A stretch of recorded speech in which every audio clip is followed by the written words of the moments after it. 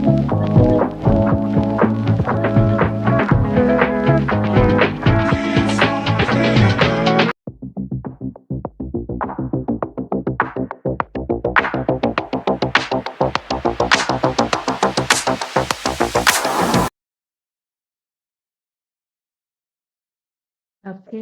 selamat pagi semuanya.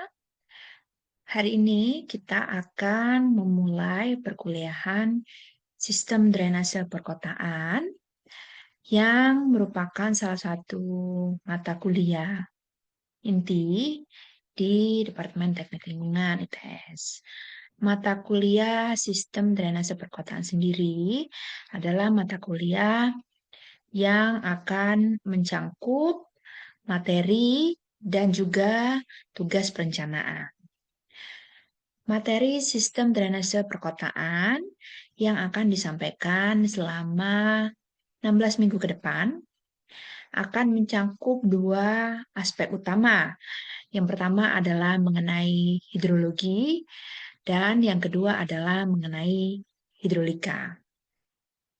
Saya akan coba membagikan sedikit informasi terlebih dahulu mengenai mata kuliah sistem drainase perkotaan ini. Apa-apa saja yang mahasiswa perlu capai dan apa-apa saja yang mahasiswa bisa harapkan dalam perkuliahan. Nah, untuk itu saya akan coba memberikan informasi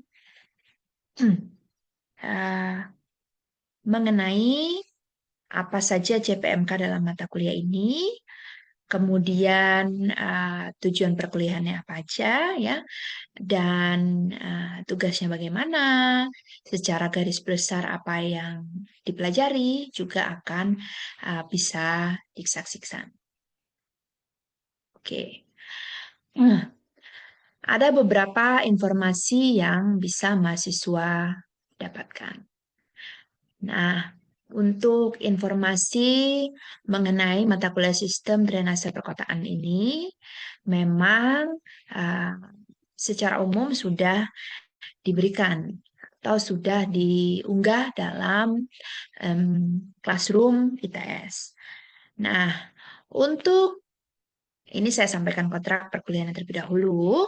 Untuk capaian pembelajaran mata kuliah ini, yang pertama adalah mahasiswa mampu menginternalisasi nilai norma etika akademik, menunjukkan sikap bertanggung jawab atas pekerjaan secara mandiri dengan mengerjakan tugas tanpa melakukan plagiasi. Kemudian yang kedua adalah mahasiswa mampu menerapkan teori sains rekayasa perancangan, metode dan teknik terkini yang diperlukan untuk analisis dan perancangan upaya pengelolaan lingkungan dalam mengerjakan tugas secara mandiri. Kemudian yang ketiga adalah mahasiswa mampu untuk memecahkan permasalahan rekayasa dan teknologi serta merancang sistem proses dan komponen pada upaya pengelolaan lingkungan yang meliputi perencanaan, pemeliharaan, serta melibatkan beberapa macam faktor. Apa saja secara umum yang akan kita pelajari? Tadi sudah sampaikan bahwa ini akan mencangkup aspek seperti analisis hidrologi. Seperti misalnya kita akan mencoba untuk melengkapi data hujan yang hilang, kemudian melakukan uji konsistensi homogenitas, menentukan hujan harian maksimum, kemudian menentukan intensitas distribusi hujan, dan lain sebagainya. Data ini akan kita gunakan untuk perencanaan yang secara spesifik akan kita bahas di minggu pasca ETS. Jadi untuk minggu sebelum ETS kita akan fokus pada analisis hidrologinya. Sedangkan untuk minggu setelah ETS kita akan berfokus pada hidrolikanya. Hidrolika ini akan mencangkup penggambaran layout, kemudian blok pelayanannya seperti apa, ya, kemudian profil hidrolis dan lain sebagainya. Nah, bagaimana dengan komponen penilaiannya? Seperti yang tadi disampaikan bahwa tugas Mata kuliah ini adalah mata kuliah perencanaan. Artinya, selain tugas yang biasa dikerjakan mahasiswa atau kuis, dan juga ETS EAS, mahasiswa juga perlu mengerjakan tugas besar. Nah, tugas besar ini juga eh, memberikan porsi yang besar juga pada komponen penilaian. Untuk materi-materi perkuliahan, nanti silakan bisa dicek semua di Classroom. Sudah diunggah di sana, mahasiswa punya akses pada masing-masing classroom-nya, bisa mengunduh ya materi perkuliahan mulai dari kontak perkuliahan, materi perkuliahan mulai dari minggu pertama sampai dengan minggu terakhir. Untuk kuis juga akan diunggah di Classroom, ya, begitupun juga file untuk latihan dan tugas yang lain. Baik, setelah ini akan disampaikan salah satu mata kuliah ya yang kita bahas dalam sistem drainase perkotaan. Apabila ada pertanyaan, silakan bisa disampaikan di kolom chat atau nanti kita bisa diskusikan bersama di Zoom.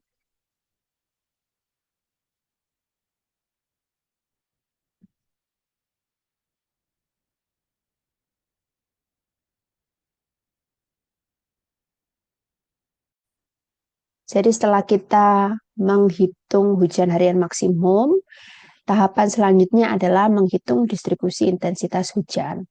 Nanti setelah distribusi intensitas hujan, kita bisa gunakan datanya untuk formula atau rumus intensitas hujan. Yang mana rumus intensitas hujan ini akan kita gunakan untuk perhitungan di hidrolika yang dibahas setelah ETS nanti ya.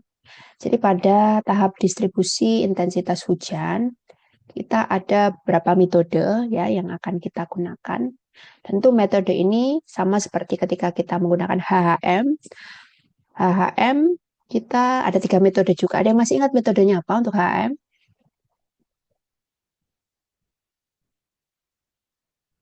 Ada 3 metode. Siapa yang masih ingat? Sama metode Atau Gamble, Iwai Kadoya, sama Log-Pearson Type 3. Oke, ya. Jadi Gamble, Iwai Kadoya, dan Log-Pearson, ya. Kemudian untuk distribusi intensitas hujan ini sama, kita akan menggunakan 3 metode, ya. 3 metode ini yang sudah cukup lama ada. Yang pertama adalah Hasper-Wedderburn, ada Van Breen, dan juga Bell-Tanimoto.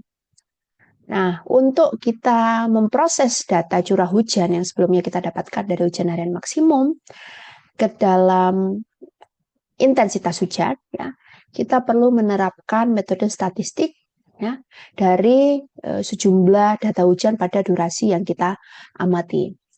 Sebetulnya ya paling bagus memang kita punya data hujan dan durasinya ya. Tapi apabila tidak ada, kita bisa melakukan secara empiris berdasarkan data yang sudah ada ya. Kemudian kita coba terapkan pada daerah perencanaan kita. Nah, untuk itu ya kita akan melihat bagaimana masing-masing pattern intensitas hujan menggunakan metode untuk distribusi intensitas hujan.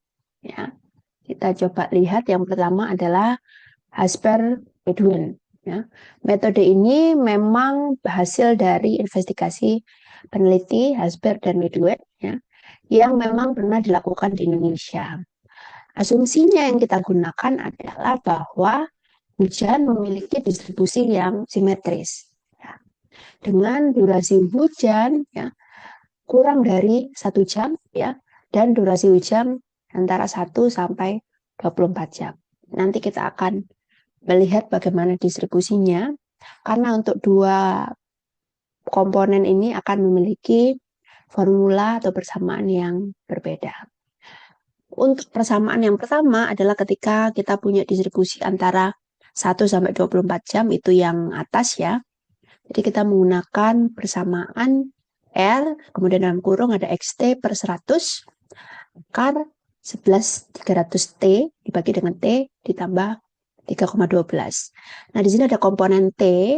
T ini adalah durasi hujannya dalam jam. Kemudian ada komponen XT, yaitu adalah komponen curah hujan harian maksimum yang terpilih. Jadi dari data hujan harian maksimum yang sebelumnya, itu kan kita sudah memilih tuh data yang angka yang terbesar berapa ya. Untuk masing-masing PUH-nya kita perlu plotkan di sini. Ya. Kemudian formula yang kedua adalah untuk curah hujan dengan distribusi 0 sampai 1 jam. Ya, jadi kalau mulai 1 sampai 24 jam itu pakai formula yang atas, sedangkan untuk yang kurang dari 1 jam itu menggunakan formula yang bawah. Nah, di sini ada data RI ya dan juga T. Persamaannya sama ya, mirip dengan yang sebelumnya, tapi yang membedakan di sini ada RI ya. RI ini adalah curah hujan Hasber Weduen. Jadi kita punya data curah hujan dari si Hasber Weduen yang sudah kita olah ya. Kemudian kita gunakan pada persamaan ini. Nah, nanti kita coba lihat implementasinya. Persamaan untuk RI ya ada di bawah. Jadi RI ini kita dapatkan dengan masukkan komponen XT dan juga T ada di sana. Oke. Sekarang kita coba lihat. Nah, ini adalah contoh hasil hujan. Suara saya terdengar jelas ya? Terdengar jelas, Ibu. Oke. Ya, ini misal kita punya data 3 PUH. PUH 5, 10, dan juga 25 dengan curah hujan masing-masing dari hasil metode hujan harian maksimum. Ya. Nah, apa yang perlu kita lakukan? Yang pertama, kalau kita punya PUH 5, di situ kita perlu membuat distribusi intensitasnya. Nah, bagaimana kita membuat distribusinya? Kita coba dari beberapa durasi hujan. Ya. Durasi hujan dalam hal ini bisa mulai dari 5 menit, ya, kemudian nanti bisa 30 menit, 60 menit. Nah, untuk masing-masing durasi persamaannya kan tadi berbeda tuh ya. Kalau kurang dari 1 jam, dia akan menggunakan formula yang berbeda. Sedangkan untuk lebih dari 1 jam menggunakan formula yang berbeda pula. Nah, untuk curah hujan dengan durasi 5 menit, kita menggunakan persamaan yang pertama ini untuk menghitung RI-nya. Kita masukkan data curah hujan dari hujan harian maksimum, yaitu 155,33. Kemudian kita masukkan juga berapa durasinya. Ya. Kemudian dari situ kita bisa menentukan berapa, ini sepertinya ada kesalahan nih. Ya, kalau di cek di formulanya itu kan kita kurang jelas. Di sini durasi itu kan dicantumkan dalam jam ya. Jadi katakanlah kalau kita punya diketahuinya 5 menit, jadi kita masukkannya 5/60. Jadi untuk tahu berapa dalam jamnya. Setelah RI-nya diketahui, kita masukkan ke formula untuk menghitung R-nya. Ya. Nah, R di sini sama, kita juga masukkan dalam bentuk jam. Jadi kalau kita punyanya menit, kita masukkannya 5/60. Dari situ kita dapat curah hujannya, ini dalam mm ya. Nah, dari sini untuk mengetahui berapa distribusinya, ya kita tinggal membagi R dengan durasi. Kan begitu tuh rumus untuk menghitung intensitas hujan. Jadi kita dapatkan untuk durasi 5 menit dengan PUH 5, ini intensitasnya adalah sekitar 200 mm per jam. Begitupun juga dengan untuk yang durasi 60 menit. Persamaannya berbeda ya. Tidak perlu menghitung RI karena kita langsung mendapatkan R-nya. Nah, dari sini setelah ketemu R-nya sama, kita masukkan pada persamaan untuk menghitung berapa intensitasnya. Karena ini 60 menit itu kan sama dengan 1 jam ya. Jadi kita yang tercantum di sini adalah 60 60. Ini 60 per 60. Kemudian yang bawah juga 60 per 60. Nah, bagaimana sekarang distribusinya? Kalau ini tadi contohnya ya. Ini adalah contohnya ya. Distribusi untuk ketiga PUH ya. Jadi kita punya PUH 5, PUH 10 dan 25 sesuai dengan tadi yang diketahui di awal. Kalau nanti ada tambahan PUH 50 dan PUH 100 juga silakan ditambahkan ya. Jadi di sini ada RI-nya. Kenapa RI yang bawah ini kosong? Karena ingat bahwa formula untuk durasi di bawah 1 jam tadi hanya berlaku untuk curah hujan yang memang durasinya bukan curah hujan yang durasinya, tapi berlaku untuk perhitungan yang durasinya di bawah 1 jam. Ya, mulai dari 1 jam dia akan menggunakan formula yang berbeda, sehingga untuk hitungan RI-nya tidak diperlukan karena kita langsung menghitung R-nya. Ya, untuk yang kolom RI itu hanya pada sampai yang di bawah 1 jam atau dalam hari ini 60 menit. Kemudian R ini ada semuanya curah hujannya. Kemudian I adalah intensitas untuk masing-masing durasinya. Sampai sini jelas? Ada yang masih bingung?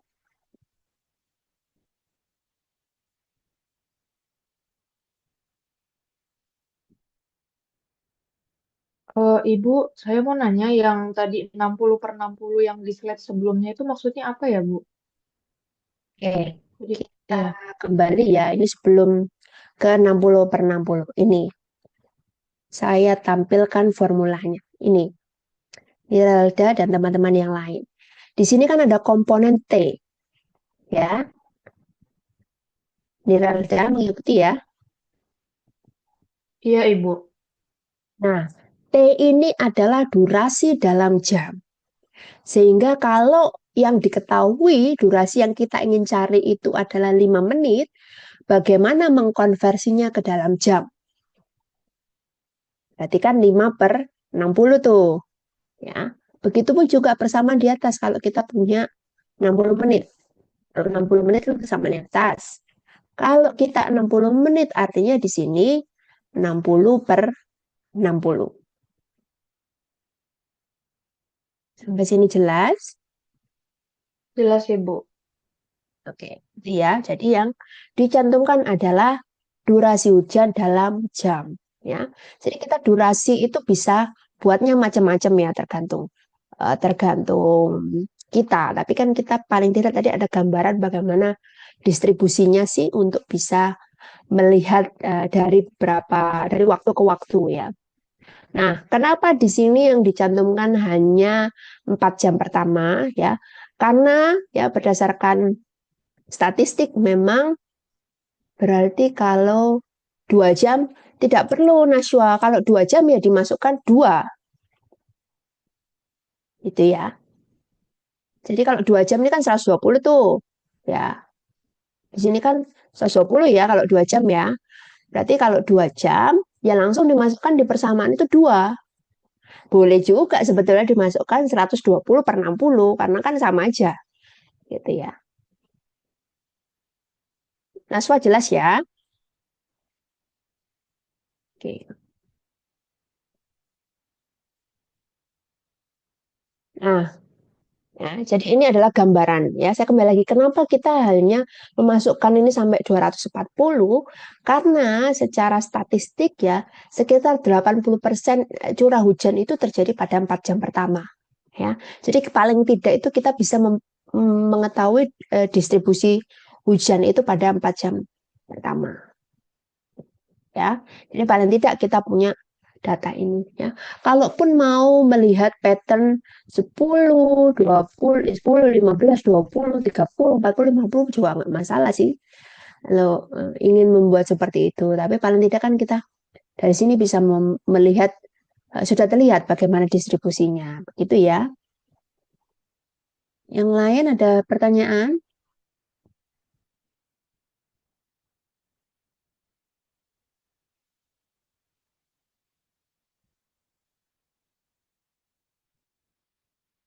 Bisa saya lanjutkan ya.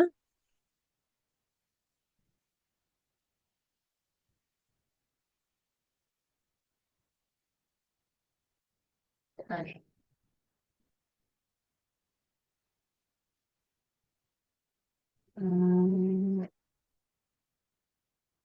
Nah, yang kedua ini adalah metode Bell-Tanimoto. Saya coba lihat dulu nih. Sudah pada bergabung belum? Teman-teman IUP sudah ada yang belum datang belum ya? Sudah, Bu. Saya udah datang, Bu. Oke. Kemudian Gibran ada. Gibran, Ya, Bu. oke, hadir. Terus siapa lagi? Umar, ada Umar. Hadir, Bu. Hadir, Bu. Oke. Terus Dimas ada enggak Dimas?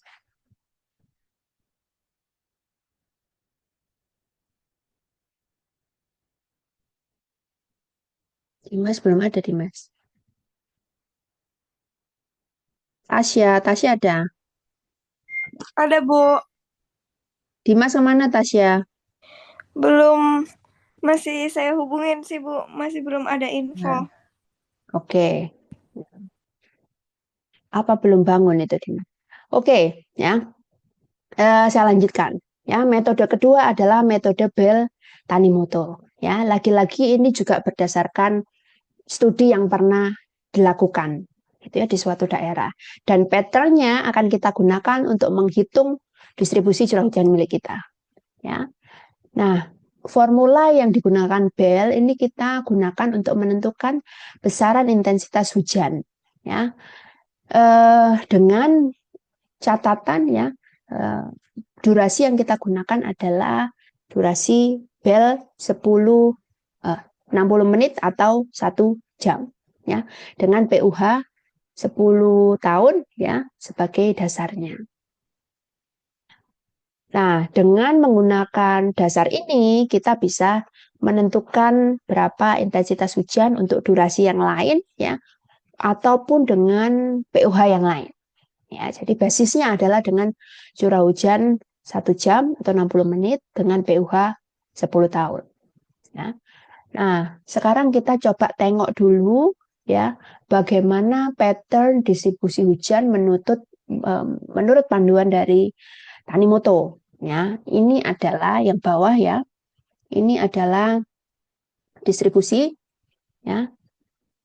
Distribusi hujan ya berdasarkan studinya Tadashi Tanimoto. Ya, jadi ini adalah jamnya yang atas, kemudian distribusinya baris kedua, ya, dan kumulatifnya baris ketiga. Ini bisa kita lihat ya bahwa dari 4 jam pertama kita sudah dapat 80% hujannya. Ya. Jadi sebetulnya ini tidak jauh berbeda juga. Nah, mungkin kalau di beberapa catatan yang lain atau referensi yang lain tidak dicantumkan semuanya ya. Nah, tapi ini paling tidak bisa memberikan kita gambaran lebih jelas ya. Hasil dari sebaran curah hujan ya dari masing-masing 170, 230, 350, 470 untuk Pulau Jawa. Nah, ini yang bisa memberikan kita gambaran. Oke, kita kembali lagi. Bagaimana persamaannya untuk metode Tanimoto ini ya? Jadi kalau kita tadi mengingat bahwa PUH yang kita gunakan sebagai dasar adalah PUH 10 dan juga pada periode 1 jam. Ya. Nah, dari basis tersebut kita bisa menentukan curah hujan ya yang intensitas curah hujan ya berdasarkan data yang kita miliki dengan metode Bell Tanimoto dengan melakukan rata-rata ya dari hujan 2 jam pertama ya menggunakan persamaan R60-10. Ini kita lihat di sini persamaannya ya untuk R60-10 di sini kita masukkan ada 0,21 ln dari T ya. T ini adalah berapa PUH-nya, jadi PUH-nya dalam tahun kemudian ditambah dengan 0,25. Nah, hasilnya ini kita kali dengan 0,54 T, ya T kecil ini adalah durasi hujannya dan yang dimasukkan adalah dalam menit. Ya, jadi ini yang dimasukkan adalah dalam menit. Kemudian dipangkatkan 0,25 dan dikurangi dengan 0,5. Nah, hasilnya ini ya kita masukkan Kita gabungkan dengan R6010-nya berapa. Nah, dari situ kalau kita sudah ketemu, barulah kita bisa menghitung berapa intensitasnya dengan persamaan 60 per T ya. Kemudian R-nya tadi sesuai dengan R milik kita ini. Coba kita lihat aplikasinya ya. Nah, ini adalah contoh ya, sama seperti sebelumnya. Kita punya PUH 5, kita punya PUH 10, dan kita punya PUH 25. Ya, data curah hujannya juga ada dari metode hujan harian maksimum. Nah, tabel Tanimoto ini adalah tabel yang kita gunakan sebagai acuan. Ya. Dilihat di sini bahwa yang muncul hanya 4 jam. Ya, kalau lengkapnya seperti ini. Ya. Jadi sama, ini tabel yang ini dan yang ini sama. Cuman ini dipotong hanya 4 jam yang dijadikan perhitungan. Ya. Nah, kalau kita lihat kenapa ini bisa 170, 230, 350, dan 470, itu sebetulnya adalah penjumlahan saja dari sini. Ya, jadi ini adalah distribusinya. Kemudian yang paling atas ini adalah total hujannya. Ya. Nih, kita langsung ke perhitungan. Sekarang kita punya data dari hujan harian maksimum untuk PUH 5 adalah 155,33. Kemudian bagaimana distribusinya pada jam ke-1 berdasarkan pedoman Tanimoto? Ini kita bisa lihat ya. Ini coba dicermati sekali lagi. Ya, jadi jam ke-1 itu kan 87. Jam kedua itu 28. Jam ketiga adalah 18. Jam keempat adalah 11. Jadi kalau kita ingin mencari jam ke-1 ya, itu kita menggunakan 87 per 170. Kalau jam kedua bawahnya 28 per 170. Ya. Nah, itu kita kalikan dengan curah hujan harian maksimum kita. Setelah itu baru kita dapatkan berapa R-nya ya berdasarkan tadi ya aplikasi dari HM kita kemudian diterapkan pada Tanimoto. Oke, ya. Kalau begitu saya cukupkan ya untuk kuliah STN ya. Untuk minggu selanjutnya kita tidak ada pertemuan ya, tapi saya terbuka kalau misalnya ada yang masih ingin diskusi terkait tugas besarnya ya, sehingga nanti cukup waktu untuk persiapan ETS-nya. Semoga semuanya nilainya bagus, lulus semuanya ya, lulusnya juga nilainya bagus ya, dan tidak ada yang mengulang. Oke, saya akhiri ya. Assalamualaikum warahmatullahi wabarakatuh. Selamat pagi, selamat liburan ya, dan selamat berkumpul bersama keluarga. Baik, terima kasih. Terima kasih, Ibu. Terima kasih, Bu. Terima kasih, Bu. Terima kasih, Bu. Sudah. Ya, sama-sama.